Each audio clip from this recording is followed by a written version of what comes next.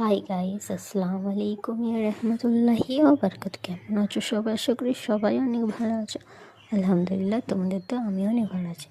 তো আমরা শায়রি করতে উঠে পড়েছি, তোমরাও জলদি উঠে পড়ো। সবাইকে রমজান মাসে ভালোবাসা আর রমজান মাস মুবারক আমার তরফ থেকে জানাই। তো আমি না ঘুম থেকে উঠে শায়রিতে চা খাই আর বিস্কিট খাই, কখনো পরাঠা এসব খাই। আর আমার হাজব্যান্ডও সেটা। আর আমি আমার শাশুড়ি মা বলেছে আমার জন্য রোজ একটা করে আলু ভাতে দিয়ে দেবে, উনি পানি ঢেলে পান্তা করে খাবে, যার যেটা ভালো লাগে।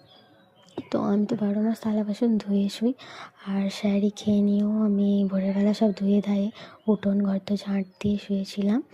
আর ঘুম থেকে উঠে আমার হাজব্যান্ডের ইভিনিং ডিউটি ছিল, তার জন্য ওর জন্য ফ্রুটস সব কেটে কুটে টিফিন গাড়িতে দিয়ে দিয়েছি। আর একটাতে রাসনা লেবু এইসবগুলো বসিয়ে দিয়ে শরবত করে দিয়েছি, কেন উনি তো ডিউটি থেকে ইফতার করবে ওর জন্য।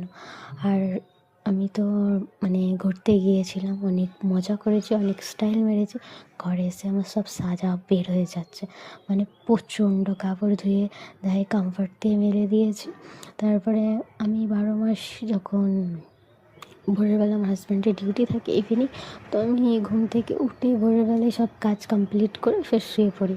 তো তখন আমাদের ঘরেই লাইটটা জ্বলে, আজ থেকে রমজান মাস চালু বলে সকলের ঘরে লাইটটা জ্বলবে, তার জন্য আমি খুব হ্যাপি। আর এই মাসটা আল্লাহ পাকের অনেক বরকতের মাস। আর জানো তো, মেয়ে ছেলেদের অনেক থালা ধুতে হয়, বাকি এই মাসের পর তো শপিং শপিং শপিং, কাপড় চোপড় এটা ওটা কেনা তো মেয়েদের সবসময় চলে, কিন্তু ঈদের মজাই কেনার একটা আলাদা রোজা করে। তো আর একটা কথা, সবাই যারা বলে না ভিডিও করা সহজ, তো ভিডিও করি তো দেখাও। ভিডিও আমরা ঘন্টার ভিডিওকে যারা ব্লগার বা যারা ভিডিও করে তারা আমরা মিনিট সেকেন্ডে নিয়ে আসি, বাট ভিডিওর পিছনে অনেকটা মেহনত, অনেকটা কষ্ট থাকে আমাদের, এরম বলবো না, আমাদেরও কষ্ট লাগে। তো তারপর